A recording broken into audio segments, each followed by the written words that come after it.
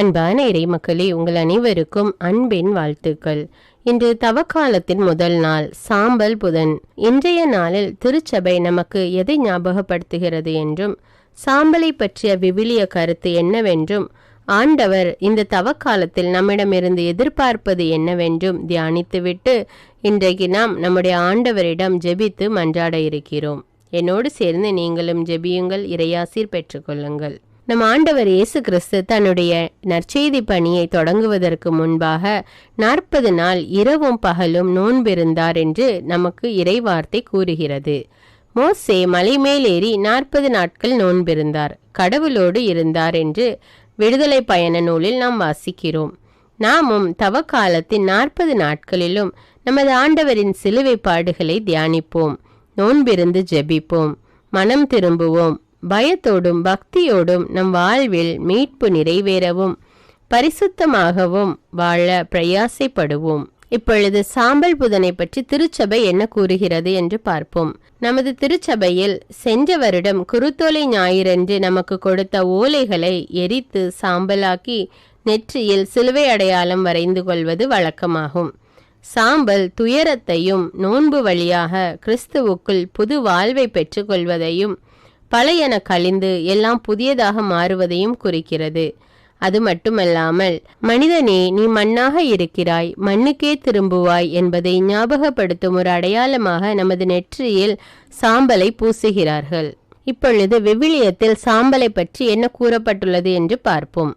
யூதரை அழிக்க ஆமான் திட்டமிட்டதை அறிந்த மொர்தெக்காய் தம் ஆடைகளை கிழித்து சாக்கு உடை அணிந்து சாம்பல் பூசிக்கொண்டு அழுது ஜெபித்ததால் யூதர்கள் வாழ்வு மகிழ்ச்சியாக மாறியதை நாம் எஸ்தர் புஸ்தகத்தில் படிக்கிறோம். கடவுளால் அழிக்கப்பட இருந்த நினிவே மக்கள் மனம் திரும்பி சாக்கு உடுத்தி சாம்பல் மீது உட்கார்ந்து ஜெபித்து ஆண்டவரை தேடி தண்டனையிலிருந்து தப்பியதை யோனாவின் புத்தகத்தில் படிக்கிறோம். கடவுள் முன் நம்மை தாழ்த்தும் போது அவர் நம்மை உயர்த்துவார் என்பதை தானியேல் புஸ்தகம் 9ஆம் அதிகாரத்தில் படிக்கிறோம். இவ்வாறு சாம்பல் ஒரு தாழ்ச்சியின் சின்னமாகவும் மனமாற்றத்தின் சின்னமாகவும் இருக்கிறது. இப்பொழுது இந்த தவ காலத்தில் ஆண்டவர் நம்மிடமிருந்து என்ன எதிர்பார்க்கிறார் என்பதை பார்ப்போம். நீங்கள் நோன்பு இருக்கும்போது உங்கள் தலையில் எண்ணெய் தேய்த்து முகத்தை கழுவுங்கள். அப்பொழுது நீங்கள் நோன்பு இருப்பது மனிதருக்கு தெரியாது, மாறாக மறைவாய் இருக்கின்ற உங்கள் தந்தைக்கு மட்டும் தெரியும். மறைவாய் உள்ளதை காணும் உங்கள் தந்தையும் உங்களுக்கு ஏற்ற கைமாறு அளிப்பார் என்று நற்செய்தி கூறுகிறது. கடவுளுக்கு உகந்த தூய உயிருள்ள பலியாக உங்களை படையுங்கள். இதுவே நீங்கள் செய்யும் உள்ளார்ந்த வழிபாடு. உங்கள் உள்ளம் புதிதாக்க பெற்று மாற்றம் அடைவதாக. உங்கள் அன்பு கள்ளமற்றதாய் இருப்பதாக. தீமையை வெறுத்து நன்மையை பற்றி கொள்ளுங்கள். உடன்பிறப்புகள் போன்று ஒருவருக்கொருவர் அன்பு காட்டுங்கள். பிறர் உங்களை விட மதிப்புக்கு உரியவர் என எண்ணுங்கள். துன்பத்தில் தளரா மனதுடன் இருங்கள். இறை வேண்டலில் நிலைத்திருங்கள். வறுமையுற்ற இறை மக்களோடு உங்களிடம் உள்ளதை பகிர்ந்து கொள்ளுங்கள். விருந்தோம்பலில் கருத்தாயிருங்கள். உங்களை துன்புறுத்துவோருக்கு ஆசி கூறுங்கள். மகிழ்வாரோடு மகிழுங்கள், அழுவாரோடு அழுங்கள். நீங்கள் ஒரு மனத்தவராயிருங்கள். உயர்வு மனப்பான்மை கொள்ளாமல் தாழ்நிலையில் உள்ளவர்களோடு நன்கு பழகுங்கள். நீங்கள் உங்களையே அறிவாளிகள் என கருதி பெருமிதம் கொள்ள வேண்டாம். உன் எதிரி பசியாயிருந்தால் அவனுக்கு உணவு கொடு. அவன் தாகத்தோடு இருந்தால் அவன் குடிக்க கொடு. இவ்வாறு செய்வதால் அவன் தலைமேல் எரிதழலை குவிப்பாய். தீமை உங்களை வெல்ல விடாதீர்கள், நன்மையால் தீமையை வெல்லுங்கள் என்று உரோமையர் அதிகாரம் 12 நாம் படிக்கிறோம். இந்த தவ காலத்தில் இப்படிப்பட்ட வாழ்வு வாழ வேண்டும் என்று ஆண்டவர் நம்மிடமிருந்து எதிர்பார்க்கிறார். இப்பொழுது கடவுள் எதிர்பார்க்கிற பிள்ளைகளாக வாழ நம்மை அர்ப்பணித்து இந்த ஜெபத்தை ஜெபிப்போம். எங்கள் தெய்வமே, மனிதரை புனிதராக மாற்றுவதற்காக புனிதரான ஆண்டவர் இயேசு மனிதராய் அவதரித்தார் என்று நாங்கள் விசுவசிக்கிறோம். பிதாவே, உமது ஒரே மகனாகிய இயேசுவை எங்களுடைய மீட்புக்காக பாடுகள் பட்டு சிலுவையில் மரிக்கும்படி செய்து எங்கள் மீதுள்ள உமது பேரன்பை வெளிப்படுத்தியதற்காக உம்மை நன்றியுடன் ஆராதிக்கிறோம். இயேசுவை தவிர வேறொருவராலும் மீட்பு இல்லை. நாங்கள் மீட்கப்படும்படிக்கு வானத்தின் கீழ் மனிதரிடையே இயேசுவின் பெயரன்றி வேறு எந்த பெயரும் கட்டளையிடப்படவில்லை என்ற உண்மையை நாங்கள் முழுமையாக உணர செய்தருளும். எங்களை பாவங்களிலிருந்து மீட்பதற்காக பாவிகளுக்கு நியமிக்கப்பட்டிருந்த தண்டனையை ஆண்டவர் இயேசு ஏற்றுக்கொண்டார் என்ற மறைப்பொருள் எங்களுக்கு வெளிப்படுத்தப்படுவதற்காக கோடான கோடி நன்றி செலுத்துகிறோம். கடவுளின் ஒரே மகனாகிய இயேசு கிறிஸ்து பாவம் போக்கும் வழியாக பாடுகள் பட்டு சிலுவையில் மரித்ததால் மனிதரின் மீட்புக்காக ஒரு பெரிய விலை செலுத்தப்பட்டு விட்டது என்பதை உணர்ந்து கடவுளின் பேரன்புக்காக நன்றி செலுத்துகிறோம். ஆண்டவராகிய இயேசுவை எங்களுடைய மீட்பராக ஏற்றுக்கொள்வதன் மூலம் கடவுளின் பிள்ளைகளாக மாறி பரலோகத்தை நோக்கி பயணம் செய்கின்றோம் என்று முழு மனதுடன் விசுவசிக்கிறோம். நாங்கள் மீட்கப்படுவதற்கு சிலுவையின் பாதத்தை நோக்கி வழி நடத்த வேண்டுமாய் உம்மை மன்றாடுகிறோம். ஆண்டவரே, பரலோகத்தில் இருக்கின்ற எங்கள் பிதாவே, விண்ணையும் மண்ணையும் படைத்தவரே, எக்காலத்துக்கும் அரசராயிருக்கின்ற ஒரே கடவுளே, மிகுந்த இரக்கமுடைய இறைவா, படைகளின் ஆண்டவரே, எங்கள் பாவங்களை மன்னிக்கும் தெய்வமே, எங்களுக்கு சமாதானத்தை அருள்பவரே, வெற்றியை கொடுக்கும் தேவனே, எங்களை குணமாக்கும் தந்தையே, எங்களை காண்கிறவரே, வழி நடத்துபவரே, ஆறுதலின் தெய்வமே, தம் ஒரே மகன் மீது நம்பிக்கை கொள்ளும் எவரும் அழியாமல் நிலை வாழ்வு பெறும் பொருட்டு அந்த மகனையே அளிக்கும் அளவுக்கு உலகின் மேல் அன்பு கூர்ந்தவரே, தம்மை நோக்கி மன்றாடும் யாவருக்கும், உண்மையாய் தம்மை நோக்கி மன்றாடும் யாவருக்கும் அருகில் இருக்கும் ஆண்டவரே, உம்மை ஆராதிக்கிறோம், உம்மை போற்றுகிறோம், உம்மை துதிக்கிறோம், உமக்கு நன்றி செலுத்துகிறோம். ஆண்டவராகிய இயேசுவே, எங்கள் மெசியாவே, எங்கள் நல்லாயனே, உலகின் ஒளியானவரே, எங்கள் மீட்பரே, வாழ்வும் வழியும் உண்மையுமானவரே, பரலோகத்திலிருந்து இறங்கி வந்த இயேசுவே, பாவியை தேடி வந்த இயேசுவே, நோயுற்றோரை குணப்படுத்தும் இயேசுவே, உலகின் பாவங்களை போக்கும் செம்மறியே, உம்மை அன்பு செய்கிறோம், ஆராதிக்கிறோம்.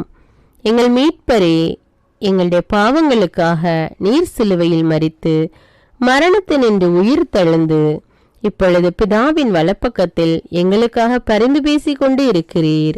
உம்மை எங்கள் மீட்பராக ஏற்றுக்கொண்டு உமது பாதத்தில் விழுந்து உமக்கு எங்களை ஒப்பு கொடுக்கிறோம். உமது திரு இரத்தத்தால் கழுவி எங்களை நீதிமான்களாய் மாற்றும் ஆண்டவரே, நாங்கள் செய்த எல்லா பாவங்களையும், குறிப்பாக எங்களுக்கு சாபத்தை கொண்டு வந்த பாவங்களுக்காகவும் மனம் வருந்துகிறோம். எங்களை மன்னியும் தெய்வமே, எங்கள் முன்னோர்களின் பாவங்களினால் ஏற்பட்ட சாபங்களையும் நீர் சிலுவையில் சுமந்து தீர்த்தீர் என்று விசுவசிக்கிறோம். பாவங்களையும் சாபங்களையும் நீக்கி எங்களுக்கு விடுதலையை தாரும் ஆண்டவரே, எங்கள் மீட்பரே, உமக்குள் நாங்கள் மன்னிப்பை பெற்றது போலவே எங்களுக்கு தீமை செய்தவர்கள், எங்களை தவறான பாதையில் நடத்தியவர்கள் அனைவரையும் உமது சித்தத்தின்படியே மன்னிக்கிறோம். எங்களை ஆசீர்வதியும் ஆண்டவரே. தூய ஆவியானவரே, மாட்சிமிக்க ஆவியானவரே, வாழ்வு தரும் ஆவியானவரே, வல்லமையின் ஆவியானவரே, எங்கள் தேற்றரவாளரே, திடம் தருபவரே, மகிழ்ச்சியின் ஆவியானவரே, விண்ணப்பிக்கும் ஆவியானவரே, நோய் நீக்கும் ஆவியானவரே, பாவத்தை உணர்த்தும் ஆவியானவரே, புது இதயம் அருள்பவரே, புது வாழ்வு அருள்பவரே, இறுதி நாளில் மாந்தர் யாவர் மேலும் ஊற்றப்படும் ஆவியானவரே, சத்தியத்திற்குள் எங்களை வழி நடத்துபவரே, எங்களை உயிர்ப்பிக்கும் ஆவியானவரே, கொடைகளை அருள்பவரே, பாவத்தையும் சாபத்தையும் நீக்குபவரே, உம்மை ஆராதிக்கிறோம், உம்மை அன்பு கூறுகிறோம், நன்றி செலுத்துகிறோம். எங்களை ஆசீர்வதியும். மூவொரு தெய்வமே, எங்களுடைய ஆவி ஆத்துமா உடலை உமக்கு ஒப்பு கொடுக்கிறோம். எங்கள் ஆண்டவராம் இயேசுவின் வருகையில் நாங்கள் குற்றமற்றவர்களாய் காணப்பட, நீதிமான்களாய் நிற்க உம்முடைய அருளை வேண்டுகிறோம். தூய்மையின்றி எவரும் கடவுளை காண முடியாது என்ற உண்மையை நாங்கள் அறிந்திருப்பதால் தூய்மை எங்கள் சிந்தனைகளை ஆட்கொள்ள வேண்டுமாய் உம்மிடம் தாழ்ந்து பணிந்து மன்றாடுகிறோம். நீங்கள் இயேசுவை ஏற்றுக்கொண்டபடியே அவருக்குள் வேறு கொண்டவர்களாய் அவர் மேல் கட்டப்பட்டவர்களாகவும் அவருக்குள் நடந்து கொள்ளுங்கள் என்ற மறை உண்மை எங்கள் வாழ்வின் அனுபவமாக உம்மிடம் ஜெபிக்கிறோம். நாங்கள் இயேசுவாக வளர்வதற்கு எங்கள் இதயத்தில் விருப்பத்தை உருவாக்குமாறு மன்றாடுகிறோம். உங்கள் பகைவர்களிடம் அன்பு கூறுங்கள், உங்களை சபிக்கிறவர்களை ஆசீர்வதியுங்கள், உங்களை பகைக்கிறவர்களுக்கு நன்மை செய்யுங்கள், உங்களை துன்புறுத்துவோருக்காக இறைவனிடம் வேண்டுங்கள் என்ற உமது திருவசனங்களின்படி நாங்கள் வாழ்வதே உமது திருவுளமாகையால் உமக்கு கீழ்ப்படிந்து வாழும் அருளை எங்களுக்கு தாரும் சுவாமி.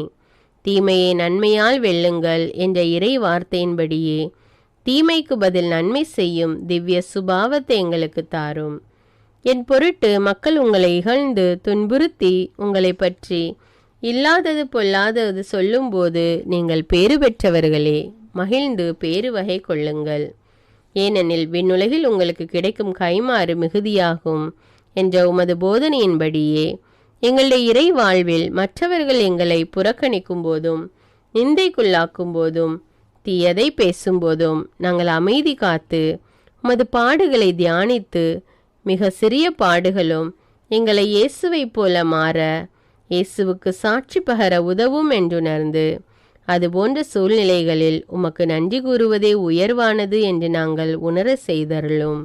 இயேசுவே, கடவுள் வடிவில் விளங்கிய நீர் உம்மையே வெறுமையாக்கி அடிமையின் வடிவை ஏற்று மனிதருக்கு ஒப்பானீர். மனித உருவில் தோன்றி சாவை ஏற்கும் அளவுக்கு, அதுவும் சிலுவை சாவையே ஏற்கும் அளவுக்கு கீழ்ப்படிந்து உம்மையே தாழ்த்தி கொண்டீர். உன்னதங்களில் வாழும் நீர் எங்களுடைய மீட்புக்காக உம்மையே தாழ்த்தி பூலோகத்திற்கு வந்ததை நாங்கள் உணர செய்தருளும். உமது தாழ்மையையும் தூய்மையையும் நாங்கள் அணிந்து கொள்ள எங்களுக்கு தாரும். பிதாவின் திருவுளத்தை நிறைவேற்றுவதே என் விருப்பம் என்றுரைத்த இயேசுவே, பெருமையையும் சுயநீதியையும் எங்களிடமிருந்து நீக்கி தேவநீதியை எங்களுக்குள் வைத்தருளும். மற்றவர்கள் எங்களுக்கு என்ன செய்ய வேண்டும் என்று நாங்கள் விரும்புகிறோமோ அதையே அவர்களுக்கு செய்ய வேண்டும் என்ற உமது போதனைக்கேற்ப மற்றவர்களுக்கு நன்மை செய்யவும் உதவவும் கொடுக்கவும் எங்களுக்கு உதவியருளும்.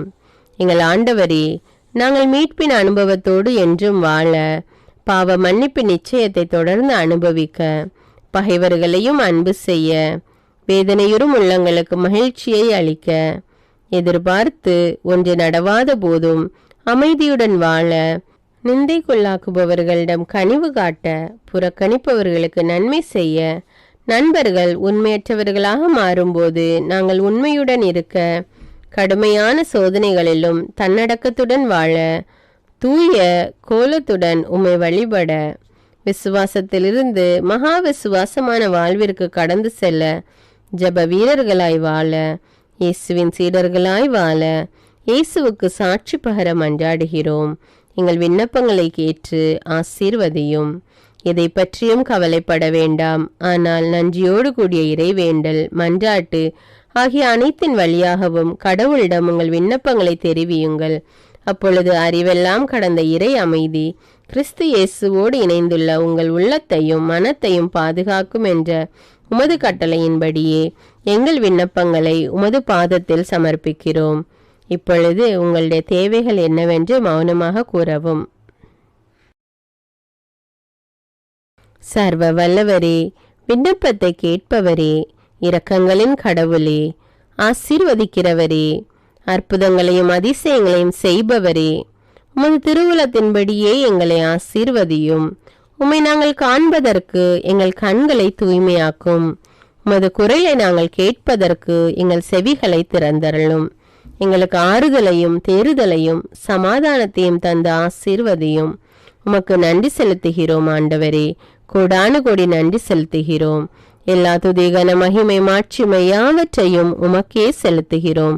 எங்கள் ஆண்டவராகிய இயேசு கிறிஸ்துவின் இனிய நாமத்தில் ஜெபிக்கிறோம் எங்கள் ஜீவன்ல நல்ல பிதாவே, ஆமேன். அன்பான இறை மக்களை, தினமும் காலை 10 மணிக்கு சிலுவை பாதை வீடியோவாக போடப்படும். பார்த்து ஜெபித்து பயன்பெறுங்கள். மேலும் இந்த வீடியோ உங்களுக்கு பயனுள்ளதாக இருந்தா என்பதை எனக்கு கமெண்ட்ஸில் தெரியப்படுத்துங்கள். நன்றி.